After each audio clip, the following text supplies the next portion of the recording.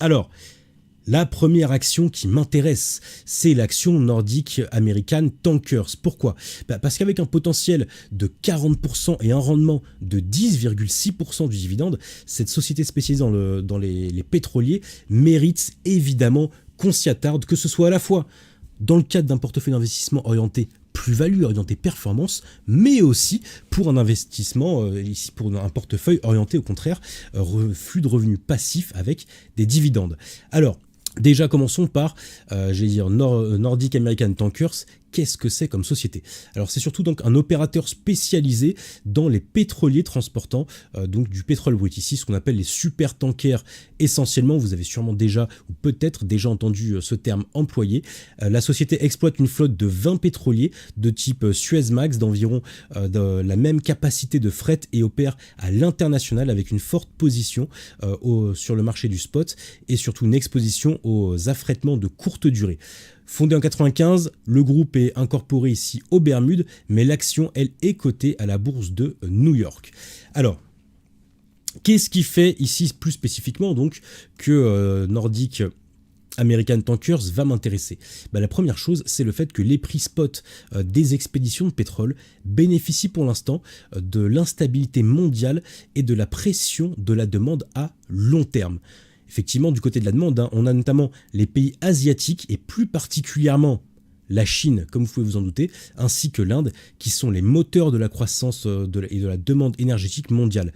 La consommation de pétrole en Chine devrait atteindre son pic d'ici 2027, avec une utilisation continue dans les produits notamment pétrochimiques, l'aviation et le transport maritime. L'impact également de l'instabilité politique que j'évoquais, ce sont aussi les changements géopolitiques qui visent à allonger les routes maritimes et qui augmentent tout simplement les temps de charte nécessaires, c'est-à-dire les temps de trajet nécessaires à réaliser dans les supertankers. Par exemple, les perturbations commerciales, notamment on pense ici à la mer Rouge, qui obligent les pétroliers à contourner le cap de Bonne-Espérance, rallongeant considérablement les trajets. En termes de modèle commercial, on a également donc un modèle commercial qui est surtout axé sur les coûts et la flexibilité, avec une spécialisation ici. Donc, le groupe se spécialise notamment sur les navires de type Suezmax, ce qui réduit les coûts opérationnels et surtout les coûts de maintenance. Ces navires peuvent transporter environ 1 million de barils de pétrole brut et sont adaptés pour des trajets à court et moyen terme. En termes de stratégie, la majorité de la flotte opère sur le marché spot, permettant donc de bénéficier directement des fluctuations des tarifs du marché. Cela permet à la société de maintenir un taux de break-even opérationnel proche des $9 000.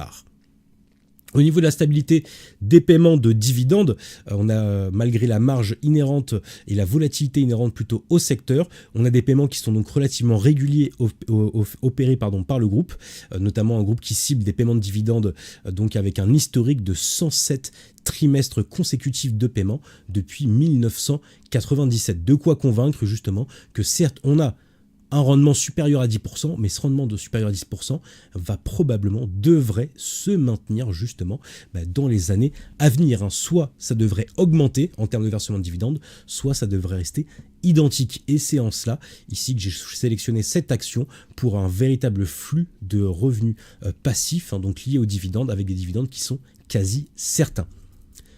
On a également un rendement annuel donc de dividendes qui actuellement s'établit à 10,6% et donc des investisseurs qui pourront en profiter. Et comme tout investissement, certes, ici, on est sur une action qui offre un très beau potentiel, à la fois grâce au marché et surtout au contexte actuel géopolitique dans la région et à la tendance, à l'augmentation de la consommation des pays asiatiques, notamment l'Inde et la Chine. Malgré tout, on a quand même des risques qu'il faut prendre en compte ici sur ce titre. Et quand je pense donc en termes de risques, on va avoir une exposition au prix du spot, c'est-à-dire que la volatilité des prix des transports maritimes de pétrole peut fortement impacter justement l'action à court terme. On a également une exposition à l'instabilité régionale, on en parlait tout à l'heure. Les conflits politiques et les sanctions notamment peuvent influencer la demande et les routes maritimes empruntés donc par les supertankers du groupe. On a également un risque de dilution du capital, historique d'augmentation du capital par émission d'actions supplémentaires, ce qui pourrait à terme ici diluer la valeur de l'action. C'est-à-dire que régulièrement, on a de l'émission de nouvelles actions sur le marché, et donc à moins que vous n'achetiez régulièrement de nouvelles actions, votre part risque de diminuer. Bon, concrètement, si vous êtes un petit porteur, il y a très peu de chances que vous soyez impacté par ce type de mesures. En revanche, c'est vrai que si vous avez pour ambition, d'acquérir un pourcentage significatif du groupe, dans ce cas-là, ça peut vite être embêtant, parce que ça nécessitera donc des réinvestissements, des achats de nouvelles actions constants à chaque nouvelle émission. Enfin, dernier risque, c'est ici un risque simplement opérationnel, c'est-à-dire que notamment pour les opérations conduites en dehors des États-Unis, expose la flotte à des risques d'attaques terroristes, notamment dans certaines régions instables. Ici, on pense surtout au Moyen-Orient, ici aux côtes iraniennes, où on a pas mal de risques, mais aussi au niveau de la Corne de l'Afrique, les risques de piraterie qui sont toujours très présents et qui peuvent peser à tout moment donc sur la cotation du groupe. En résumé, ici, au niveau de cette opportunité, on va passer déjà au graphique, voir ça un petit peu plus en détail. Alors en termes de graphique, là vous comprendrez ce qui m'intéresse. Je rappelle qu'on est sur un graphique donc hebdomadaire. Chaque bougie représente une semaine de cotation. C'est volontaire. Ici, on regarde ça à long terme. À court terme, on est en train de retester ici un double niveau de support. À la fois un niveau de support qui est constitué par la moyenne mobile 100, ici, qu'on vient de tester, donc qu'on est actuellement en train de tester et qui pourrait être rejeté. Et juste en dessous, on a aussi toute une série de précédents plus bas qui constituent une belle zone de support où on attend justement un rebond de l'action. Alors un rebond évidemment qui met un petit peu de temps à se déclencher. Pourquoi ? Parce qu'on en parlait tout à l'heure, ici on est sur une entreprise qui gère ses flux avec les prix du spot. Donc forcément, certes, l'augmentation des cours des prix du baril de pétrole sur les marchés vont impacter positivement l'entreprise, mais avec un léger décalage, un léger temps de retard, et c'est justement ce sur quoi je compte pour la prochaine impulsion haussière qui devrait nous ramener et nous permettre justement de réaliser ici ces plus 39,68% d'objectifs, puisque concrètement, on est sur un horizon d'investissement relativement court. Ici, l'objectif, il est à atteindre sur 6 mois. On vise les 5,28$ l'action, avec un risque qui reste relativement élevé, évidemment. Ici, on ne peut pas aller chercher une performance de l'ordre de 40% sans prendre un minimum de risque. Et ici, un risque élevé, avant tout parce qu'on est sur un marché donc du pétrole au spot qui impacte beaucoup le cours de l'action et qui, lui, est relativement instable. C'est-à-dire qu'à tout moment, on peut avoir, comme on le disait, des événements géopolitiques notamment qui pourraient impacter, tirer à la baisse les cours du pétrole. Et là, je pense plus spécifiquement, par exemple, à un Donald Trump. Donald Trump, pourquoi ? On sait que le cours du pétrole est un enjeu électoral aux États-Unis. On a des volontés de faire pression justement à la baisse sur le marché du pétrole de la part des Américains, et s'il devait réussir ici, forcément ça pèserait négativement sur le cours de l'action. Donc en résumé, Nordic American Tankers, c'est quoi ? C'est avant tout une bonne opportunité d'investissement grâce à sa spécialisation dans les navires Suezmax, le fait qu'on ait 20 super tankers, tous du même modèle, qui permet également donc de réaliser des économies d'échelle, en particulier sur la maintenance. C'est également une exposition au marché du spot, mais surtout des paiements de dividendes réguliers, et c'est pour ça que j'ajoute au portefeuille. Certes, on a cet objectif de plus-value de plus 40% à court terme, mais pour ma part, ce genre de titre, si je le prends dans mon portefeuille, c'est pour le conserver à très long terme, parce qu'un billet de 10% par an qui ne peut que soit rester stable, soit augmenter, ça m'intéresse, parce que vous projetez ça sur un horizon de 5 ans ou plus, très rapidement, on pourrait atteindre un des niveaux de rentabilité de l'ordre de 15 à 20% par rapport au prix de l'action achetée aujourd'hui. Allez, on va pouvoir passer à l'action suivante, la seconde opportunité ici du jour, et cette opportunité, c'est Haemonetics. Alors, voilà, Haemonetics, on est sur une entreprise donc du secteur médical spécialisée ici dans la collecte de sang et la production de plasma. Alors le groupe a été fondé en 1971, basé à Boston aux États-Unis. Alors ici je le précise parce que Haemonetics, à moins que vous soyez vraiment spécialiste du secteur, il y a peu de chances à mon avis que vous en ayez entendu parler, en tout cas pour les Français parmi nous. Le groupe agit également en tant que consolidateur, et ça c'est important, de l'industrie de la santé américaine, notamment parce qu'il réalise régulièrement des acquisitions de petites entreprises relativement innovantes. Ici, beaucoup de start-up du secteur de la santé tombent ici dans ces filets, ce qui en fait également un acteur relativement dynamique de ce côté du marché. Alors, on est ici concrètement sur un marché avec un fort potentiel ici en termes de consommation finale. On profite de la diversification des activités du côté d'Haemonetics qui propose donc divers dispositifs et consommables pour la collecte de plasma, le prélèvement de sang, que ce soit également la chirurgie endovasculaire, mais aussi le traitement des maladies cardiaques, les tests d'hémostase, etc., etc. Et cette diversification forcément est très appréciable puisque elle réduit également le risque de dépendance à un seul produit au niveau du portefeuille. En termes de croissance, on est sur un marché ici qui offre un bel avenir puisque la demande de plasma pour la production de médicaments est en très forte augmentation sur le marché américain avec des taux de collecte qui atteignent les 2/3 du total mondial. Selon Verified Market Research, le marché des thérapies à base de plasma devrait atteindre 43,91 milliards de dollars d'ici 2031, ce qui nous fait tout simplement un taux de croissance annuel composé de l'ordre de 6,32%. Ensuite, on a également donc une participation, comme je le disais tout à l'heure, assez active en matière de fusion et d'acquisition. Alors ici, essentiellement d'acquisition dans le cadre donc d'Haemonetics, avec des acquisitions stratégiques réalisées. En décembre 2023, Haemonetics a acquis notamment Opsense Inc. pour 255 millions de dollars et dès avril 2024, on a eu une autre acquisition, celle d'Etune Medical, pour 160 millions de dollars. Ces acquisitions, elles ont un but, évidemment, c'est d'augmenter les revenus consolidés d'Haemonetics de 7,5% pour l'exercice fiscal 2025. Alors on a également ici des investissements croissants en termes organiques, puisque la société prévoit aussi de lancer 8 nouveaux produits d'ici la fin de l'exercice 2026. Les récents lancements incluent notamment le nouveau gobelet de collecte de plasma Express Plus et le dispositif de fermeture vasculaire appelé Vascade MVP, ici. Donc des produits qui sont relativement attendus et qui devraient permettre tout simplement de maintenir ici, de continuer d'accélérer la croissance et le gain en termes de part de marché de l'entreprise dans son secteur.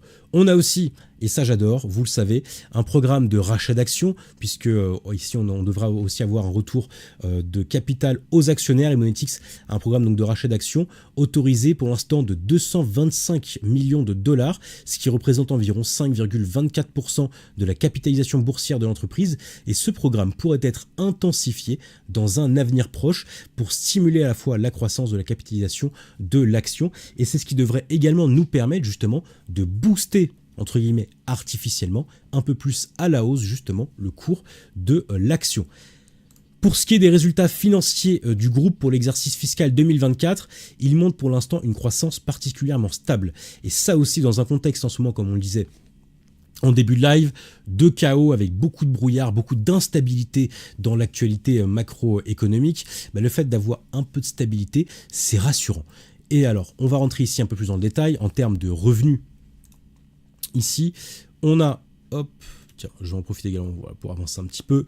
En termes de revenus, on est donc sur 1,31 milliard de dollars de chiffre d'affaires, donc soit en hausse de 12,01% par rapport à l'année 2023. Pour ce qui est du résultat net, on est sur 117,56 millions de dollars avec une marge nette, elle, de 9%.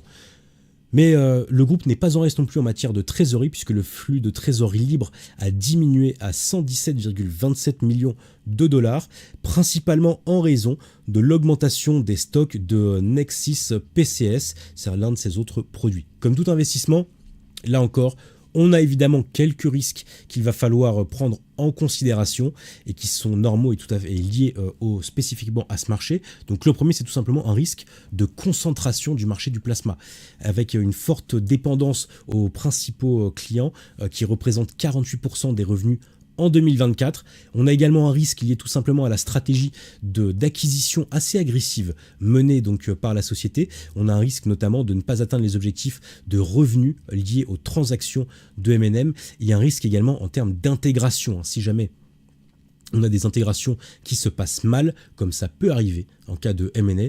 Dans ce cas-là, ça peut même freiner et être contre-productif au niveau du chiffre d'affaires. Enfin, dernier élément, en termes de risque, c'est l'investissement en recherche et développement. Et oui, on est quand même dans le domaine ici pharmaceutique, médical, il faut régulièrement investir. Et donc, on a un risque lié à l'efficacité des investissements en recherche, puisque si jamais on devait avoir des déceptions, alors si on a une déception sur un seul produit, ce ne sera pas gênant et pas pénalisant. En revanche, si on devait avoir une série de produits d'affilée qui devaient finalement ne pas s'avérer fonctionner ou ne pas s'avérer être autorisés à la mise à disposition sur le marché, dans ce cas-là, la sanction pourrait être immédiate et évidemment notre scénario donc ne serait plus d'actualité.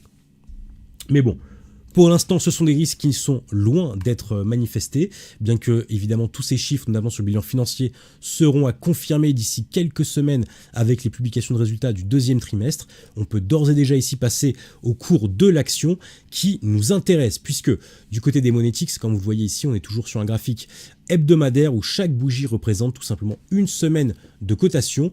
L'intérêt, c'est quoi ? C'est que là encore, on est revenu tester la moyenne Mobile 100.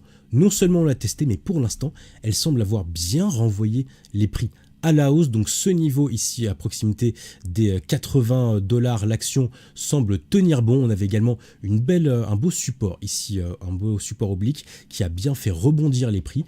Je rappelle ici qu'on est sur un creux juste après avoir formé un récent sommet ici. On était allé chercher un plus haut depuis 2021. Donc ça, c'est un excellent signal qui nous laisse dire que l'action est pour l'instant bien positionnée d'un point de vue purement technique pour aller chercher une nouvelle extension, venir rejoindre notre objectif de prix des $114,20 l'action, à savoir réaliser justement une plus-value de l'ordre de 33,41% et nous permettre surtout de venir combler le précédent gap que l'on avait eu ici, qui, lorsque vous voyez la baisse tout à gauche, était directement lié à l'impact du Covid. Donc ça nous permettrait tout simplement de pouvoir intégralement récupérer les pertes qu'il y avait eu depuis.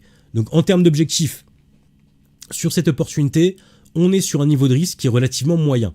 Moyen pourquoi ? Tout simplement lié au secteur et aux parts de marché. On est sur un produit qui est difficilement remplaçable. Donc même si on devait avoir, même si on a toujours des risques liés notamment à l'arrivée des nouveaux produits sur le marché, pour l'instant ces risques ne sont pas réalisés. Donc on a un beau potentiel à aller chercher de l'ordre de 33,41%. Un objectif clair à $114,20 l'action et un horizon d'investissement qui lui est d'une durée relativement moyenne puisqu'on est sur 10 mois. Alors ça peut paraître un petit peu long, on a pris moins d'un an, mais normalement étant donné les 33% qu'il reste et les bons résultats que l'on attend avec le lancement, l'arrivée des nouveaux produits sur le marché, on devra assister à une forte impulsion qui devrait rapidement prendre place. Si jamais au bout de 9 mois on est toujours au même point ou même pire, si on casse le support, à ce moment-là, on aura une invalidation du scénario, mais ce n'est absolument pas le scénario sur lequel je mise, vous vous en doutez, pour l'instant. Allez, on va pouvoir passer à la troisième opportunité ici du marché action de ce mardi. Cette troisième opportunité, c'est Goldman Sachs. Et évidemment, Goldman Sachs, alors, pas la banque ici, mais BDC, c'est le bureau de développement de Goldman Sachs. Grosso modo, en fait, c'est la branche qui est spécialisée dans le prêt ici aux entreprises. Alors pourquoi Goldman Sachs ? Tout simplement parce que je l'ai lié aussi à l'actualité. C'était l'une des valeurs bancaires qui avait le plus profité de la première élection de Donald Trump. Alors bien que ici, j'ai volontairement pas intégré d'éléments liés à une victoire de Trump. Pourquoi ? Parce que ça reste pour l'instant des projections, ce n'est pas encore acquis. Même sans la victoire, on a déjà un beau potentiel relativement sûr ici à aller chercher sur cette action. Alors concrètement, ce qui me fait apprécier donc cette action Goldman Sachs BDC, et alors j'insiste ici sur le ticker GSBD, ne confondez pas avec la valeur bancaire, d'ailleurs on n'est pas du tout sur les mêmes niveaux de prix, donc là j'insiste sur cette distinction. Alors pourquoi je l'apprécie ? C'est avant tout parce qu'on a un potentiel élevé du marché des petites et moyennes entreprises à aller saisir, puisque cette branche de Goldman Sachs finance via des prêts notamment spécifiquement les petites et moyennes entreprises. On n'est pas du tout sur le financement de grands groupes cotés en bourse. En termes d'importance économique, on a des entreprises de taille moyenne qui représentent près de 40% du PIB aux États-Unis et un tiers de l'ensemble des emplois. Les sondages montrent que les dirigeants de ces entreprises sont optimistes quant à leur performance future, ce qui pourrait du coup amener à une augmentation des demandes de prêts à venir, d'autant plus qu'aux États-Unis, pour l'instant, et ça je vous le rappelle, hein, on a 80% des besoins de financement des entreprises qui sont réalisés sur les marchés et seulement 20% qui actuellement sont réalisés par le prêt bancaire. Or, cette tendance, elle commence à s'inverser un petit peu. Alors, très lentement, je ne vous dis pas qu'on va arriver au rapport inverse comme c'est le cas en Europe, mais petit à petit, on est en train de glisser vers une augmentation des financements des entreprises via des prêts, et ça pourrait évidemment profiter directement à cette branche de Goldman Sachs BDC. L'autre élément qu'il faut prendre en compte, évidemment, c'est tout simplement la croissance du marché, du crédit privé, qui va également dans ce sens, puisque selon Morgan Stanley, le marché du crédit privé devra atteindre 2,800 milliards de dollars d'ici 2028, rien qu'aux États-Unis, avec un taux de croissance annuel composé de 16,9%. Les entreprises de taille moyenne, confrontées à des difficultés d'accès justement au financement bancaire traditionnel, se tournent de plus en plus vers les BDC pour obtenir des prêts. Donc ça, c'est également un nouvel élément qui devrait bien profiter à Goldman Sachs. Alors j'en profite également pour faire une petite pause. Je vois qu'on a sur le chat Stéphane qui nous a rejoint, qui nous disait « Stéphane, j'aimerais vous écrire ». Écoute Stéphane, si tu veux nous joindre, le plus simple, c'est tout simplement d'aller ici sur le site, de nous écrire. Hop, je te mets notre adresse email de contact. Voilà, si tu as besoin de nous joindre, et tu pourras nous mettre tous nos commentaires. Tous tes commentaires plutôt. Allez, on poursuit. Alors, on va voir la partie portefeuille de prêts de haute qualité. Et évidemment, on est chez Goldman Sachs quand même. On a une rigoureuse sélection et on a surtout une structure très robuste du portefeuille de prêts accordés. Avec plus de 90% du portefeuille de Goldman Sachs qui est constitué de dettes sécurisées de premier rang, garantissant ainsi donc une fiabilité maximale en cas de faillite donc du débiteur. Les rendements de ces instruments ont augmenté également ces dernières années, passant de 12,1% à 12,2% en coût amorti au premier trimestre 2024. On a également donc des rendements croissants puisque le rendement total du portefeuille de la société a atteint 12,7% au premier trimestre 2024, en hausse par rapport aux données aux 12,6% du premier trimestre ici de l'année 2023 et aux 12,2% de l'année encore 2022. En termes de rendement des dividendes, on a des dividendes également relativement attractifs. De nouveau, puisque du côté donc de BDC, on verse actuellement un dividende trimestriel de 0,45$ par action, ce qui fait un rendement annualisé de l'ordre de 11,65% par rapport au prix du cours de l'action aujourd'hui, au moment où j'ai fait évidemment l'analyse. Donc ça, c'est ce qui me plaît aussi, c'est qu'on va le voir, on est à la fois sur une société qui va nous offrir une belle perspective de croissance en termes de plus-value à court terme et une opportunité surtout relativement sûre par rapport par exemple à l'action Nordic American Tankers. Là on est à la fois sur une performance en termes de plus-value qui est plus restreinte mais beaucoup plus sûre, mais toujours avec des versements de dividendes relativement significatifs. Alors, on va passer maintenant évidemment aux performances financières ici de Goldman Sachs qui elles aussi sont à surveiller. Et donc, en termes de revenus, on en est pour l'instant à 459 millions de dollars donc en 2024, en hausse de 0,9% sur un an. Et on a un revenu net des investissements qui, lui, a réussi à atteindre les 260 millions de dollars avec une marge nette à 54,56%. Donc là-dessus, on est sur les chiffres relativement excellents ici et surtout bien meilleurs que pas mal de ses concurrents. La société affiche également un bon rendement en termes d'actifs et de capitaux propres, avec un rendement des actifs de l'ordre de 7,33% et un rendement des capitaux propres qui, lui, réussit à se maintenir au-dessus des 15%, puisqu'il est à 15,43%. Alors évidemment, ici, si du côté de Goldman Sachs, on maintient un différentiel stable entre le coût du capital et les rendements du portefeuille, avec un coût moyen pondéré du capital de 5,41%, la majorité des dettes de la société arrive à échéance après 2025, ce qui devrait assurer une bonne liquidité et la possibilité de maintenir des spreads relativement élevés. Alors encore une fois ici, maintenant qu'on a parlé évidemment de tous les aspects positifs qui me motive et qui me donne envie ici d'aller investir sur cette action, il faut bien qu'on passe en revue les quelques risques qui existent. Alors le premier, ce sont tout simplement les augmentations des prêts problématiques. Si jamais la situation financière des emprunteurs devait être amenée à se détériorer, ici cela pourrait augmenter le nombre de prêts non performants et donc réduire le rendement du portefeuille donc de Goldman Sachs. Ensuite, on a donc l'augmentation des taux d'intérêt. Là aussi, bien que la hausse des taux ait augmenté les rendements du portefeuille, une augmentation supplémentaire pourrait ralentir le marché du crédit à moyen terme. Et alors ça, j'insiste sur ce risque parce que si pour l'instant, il n'est pas encore matérialisé, on en parlait dans le point macroéconomique, si jamais on a Trump et les républicains qui prennent simultanément la Maison-Blanche et le Sénat, le problème, c'est qu'il n'y aura personne pour leur faire barrage en termes de dérapage budgétaire. On pourra avoir une très forte augmentation du déficit américain. Sauf que si on a une forte augmentation du déficit américain, la Fed sera obligée, pour contenir l'inflation, de rehausser ses taux. Et là, c'est ça, en fait, le risque. C'est en cas de nouvelle hausse des taux de la Fed, dans ce cas-là, on pourra avoir un impact immédiat. Mais c'est bien pour ça aussi que je vous dis ça, c'est un risque qui existe, mais qui pour l'instant est très loin d'être matérialisé, tellement loin qu'à court terme, on est même plutôt en train de miser sur une baisse des taux à venir. Enfin, dernier élément, dernier risque, c'est tout simplement une mauvaise gestion évidemment du portefeuille. Si on a une équipe de gestion qui ne parvient pas à évaluer correctement les risques, les emprunteurs pourraient ne pas être en mesure de respecter leurs obligations, notamment en matière de remboursement, et dans ce cas-là, ça conduirait à des pertes. Bon. Ici, ces risques, pour l'instant, sont relativement éloignés. Je vous les ai indiqués en question de, tout ça, simplement de transparence. Il y a quand même ces éléments, il faudra en tenir compte. Mais pour l'instant, ils ne sont absolument pas réalisés. Et surtout, on n'est pas dans un contexte favorable où on risquerait de basculer. En tout cas, pas du tout à court terme.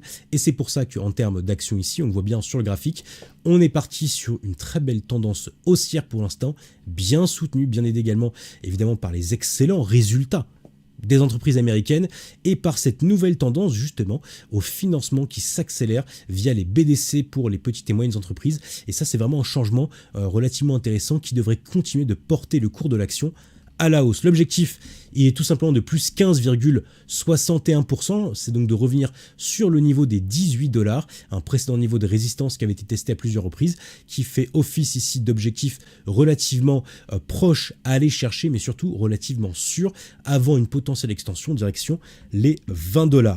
Mais bon, les 20 $ et une extension au-delà des 18 $, ça on pourra l'envisager uniquement, et j'insiste là-dessus, en cas de victoire de Donald Trump aux élections. C'est pour ça que si Goldman Sachs BDC fait aujourd'hui partie de cette sélection du côté du portefeuille, elle pourra évidemment y revenir. On aura l'occasion de la suivre et de refaire un point dessus d'ici quelques mois. Le niveau de risque est moyen parce qu'effectivement on a quand même une grosse dépendance notamment à la Fed qui reste présente, une Fed qui se montre en difficulté, qu'on attend encore évidemment les résultats des chiffres de l'inflation, donc notamment l'inflation des ménages que vous pourrez suivre en direct, trader en direct, cette annonce qui tombera jeudi à 14h30 et une annonce qui pourrait pousser la Fed du coup à prendre sa décision sur ses taux directeurs. L'horizon, il est à 12 mois. Alors à 12 mois parce que j'ai pris une grosse marge de sécurité et qu'en fait sur les 12 mois, j'intègre le risque en cas de victoire de Joe Biden. Je ne mise pas dessus, mais si jamais Joe Biden passe, ce n'est pas le candidat des banquiers, donc évidemment qu'à court terme, ça pourrait mettre un coup à Goldman Sachs BDC, malgré tout, ne serait-ce que parce qu'on est sur une action qui verse un rendement supérieur à 11%, on va quand même évidemment l'intégrer au portefeuille cette action.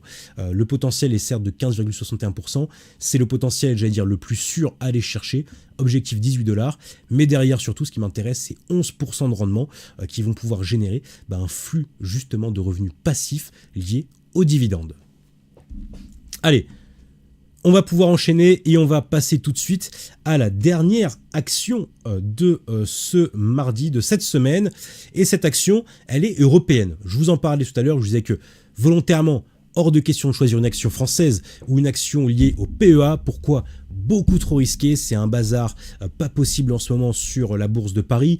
On en parlait encore tout à l'heure, la bourse de Paris qui finit intégralement dans le rouge, pas une valeur aujourd'hui ce mardi capable de performer dans le vert, des alertes sur les performances qui se multiplient. En revanche, il y a d'autres actions européennes qui elles s'en sortent bien et qui offrent des potentiels plus qu'intéressants. Et parmi elles évidemment, on retrouve donc Lufthansa qui offre un potentiel de 34,1% ici à aller chercher. Donc cette compagnie aérienne évidemment de premier plan nous intéresse ici. Alors Lufthansa, bon, Je ne vais pas vous faire l'affront de vous présenter, j'allais dire, l'entreprise. Je pense que tout le monde la connaît. On est une société spécialisée dans le transport de passagers, mais aussi le fret et les services aériens. Mais surtout, et la seule chose que je vais m'attarder, c'est le fait qu'on est sur un ensemble de portefeuilles de compagnies, puisqu'en réalité, Lufthansa possède plusieurs marques, que ce soit Lufthansa Airlines, mais également les compagnies suisses, Austrian Airlines, Brussels Airlines ou encore Eurowings. Alors, pourquoi est-ce qu'on s'intéresse à Lufthansa ? Ce qui va m'intéresser ici, c'est avant tout la reprise du trafic de passagers en Europe, côté Lufthansa comme premier argument ici de la hausse. Alors, Lufthansa tire notamment la majeure partie donc, de ses revenus du segment des compagnies aériennes de passagers, qui représente ce segment 78% du chiffre d'affaires total du groupe en 2023. La demande de transport aérien en Europe est en forte reprise ici, et elle atteint aujourd'hui 976,4 millions de passagers en 2023, soit une augmentation de 19% par rapport à 2022. Cependant, ce chiffre reste toujours inférieur de 5,7% au niveau pré-pandémie de 2019. Je rappelle que dans le secteur aérien, pour l'instant, 2019, ça reste vraiment l'année majeure de référence. C'est pour ça, soyez pas surpris si dès qu'on parle compagnie aérienne, un petit peu comme c'était le cas quand on avait discuté précédemment de Boeing ou d'Airbus, 2019 reste toujours pour l'instant l'année de référence. Hop, alors, croissance prévue. Pour l'instant, selon ACI Europe, le trafic de passagers dans les aéroports européens en 2024 pourrait dépasser le niveau de 2019 de 3,2%. Cette prévision relativement positive est notamment attribuée à une forte demande au cours des 2 derniers trimestres et à une expansion continue des capacités par les compagnies aériennes low cost et les transporteurs traditionnels. En revanche, on a également un défi, ici plutôt des défis opérationnels, notamment à cause des grèves. Du côté notamment des grèves qui ont impacté les compagnies au premier trimestre 2024. Le segment des compagnies aériennes de passagers de Lufthansa a vu ses revenus augmenter de 7% malgré ces grèves par rapport à l'année précédente, pour atteindre donc les 5 146 millions d'euros. Lufthansa a également lancé une modernisation plus qu'ambitieuse de sa flotte, prévoyant l'ajout de plus de 250 nouveaux avions d'ici 2032, ce qui représente une augmentation de 35% par rapport à la taille actuelle de sa flotte. En 2024, Lufthansa prévoit également donc de recevoir jusqu'à 30 nouveaux avions, bien que des retards de production puissent affecter ce calendrier. Et oui, et là j'insiste là-dessus, les fameux retards de production. On avait déjà parlé ensemble sur la chaîne, avec notamment le problème Airbus qui est incapable de tenir la cadence des livraisons et de respecter les calendriers. Airbus qui fait partie également des entreprises qui ont émis une alerte sur les résultats et qui ont été fortement sanctionnées. Si vous avez été voir la tête du cours d'Airbus, ça fait peur pour l'instant. Alors, on va également passer sur des résultats financiers tout à fait solides malgré les grèves et les baisses de rendement du fret. C'est-à-dire que pour l'instant, en fait, le chiffre d'affaires total du groupe a augmenté donc de 5% pour atteindre les 7 392 millions d'euros. Cependant, l'EBIT ajusté a chuté à moins 849 millions d'euros, principalement justement en raison des grèves que j'évoquais précédemment, et avec une marge donc de l'EBIT ajusté qui se situe à moins 11,5%. En revanche, en termes de flux de trésorerie, malgré des résultats opérationnels négatifs, Lufthansa a réussi à générer un flux de trésorerie d'exploitation positif de l'ordre d'1,311 milliard d'euros au premier trimestre 2024.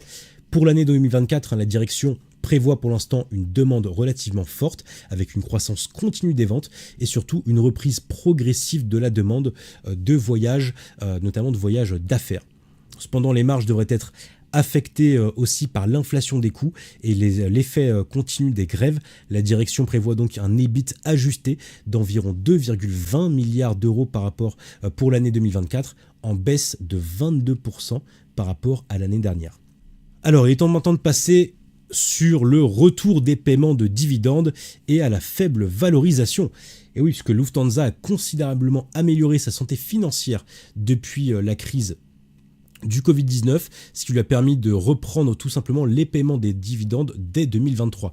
Alors la société concrètement a versé un dividende de l'ordre de 0,30 € par action pour l'année 2023, soit un rendement de 3,7%. Alors oui, ça reste, j'allais dire, relativement faible. On n'est pas sur une valeur orientée dividende telle que Goldman Sachs, BDC ou les précédentes actions qu'on a pu voir plus tôt qui versent plus de 10%.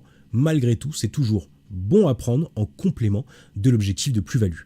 La santé financière, tout simplement, au 31 mars 2024, la liquidité totale de Lufthansa s'élevait à 10,82 milliards d'euros.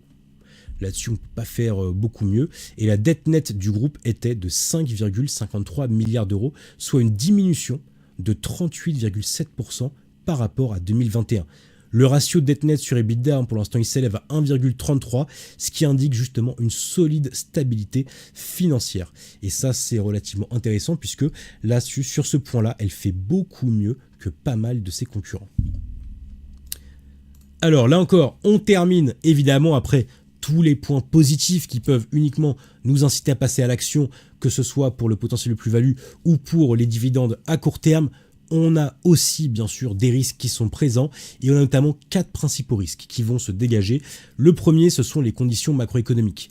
Si l'économie mondiale se détériore, cela pourrait avoir un impact négatif sur les activités évidemment de Lufthansa. Ça, on sait, les compagnies aériennes, on est sur un secteur qui est très cyclique, donc en cas de dégradation du cas de l'économie mondiale, on sera immédiatement impacté sans le moindre doute. Mais pour l'instant, on n'y est pas, même si on a beaucoup d'hésitations en Europe, on l'a bien vu, des marchés qui sont très agités, très hésitants, on est quand même très loin de connaître une crise. On a simplement eu une grosse bouffée, de respiration sur les principaux marchés, notamment là je pense au CAC 40, même si on va regarder ce qui se passe en Allemagne, la correction qu'on a, elle est minime par rapport à la très forte hausse qu'on a connue depuis plusieurs mois. Donc quand on remet les choses dans leur contexte, pour l'instant on n'est pas du tout dans un cadre alarmant. Ensuite, on a la situation politique au niveau mondial. Et là-dessus, je veux dire surtout les conflits militaires et les débats climatiques qui peuvent affecter la croissance du secteur de l'aviation. Et oui, là, on pense notamment à tout ce qui est mesures écologiques qui peuvent être prises, les nouvelles contraintes en matière de réglementation qui pèsent déjà beaucoup sur le secteur, qui ont pesé ces dernières années sur le secteur, qui ont aussi ralenti son rebond post-Covid, et si on devait assister à de nouveaux renforcements de mesures, on pourrait de nouveau se retrouver donc en difficulté par rapport à ça. Ensuite, avant-dernier risque, c'est tout simplement le goulot d'étranglement du côté de l'offre, et là, c'est tout simplement, le risque Airbus, le fait que Airbus ait des problèmes de livraison, on est en retard, on n'arrive pas à tenir la cadence, on a un carnet de commandes, c'est bien, rempli à craquer, on a pris des commandes historique en termes de taille, on parlait du méga contrat record chez Airbus. Maintenant le problème c'est livrer, parce qu'aujourd'hui les compagnies aériennes, elles ont un problème, c'est qu'elles ont besoin d'augmenter leur capacité maintenant, et c'est potentiellement ce qui pourrait pousser Lufthansa, alors pour l'instant c'est pas du tout le cas, mais pourquoi pas se rabattre du côté de Boeing. On a vu déjà plusieurs compagnies aériennes effectuer ce revirement. Je pense notamment à Ryanair qui avait des commandes chez les 2 constructeurs et qui finalement pour l'instant semble s'être essentiellement rabattu du côté de Boeing, ayant annulé une partie des commandes d'Airbus pour aller chez Boeing. C'est cohérent, c'est normal, parce que Ryanair ils ont un objectif d'augmentation à court terme rapide de ses capacités de voyageurs, et là-dessus Lufthansa pourrait bien être pénalisé à court terme. Donc ça c'est un risque qu'il faut continuer à surveiller.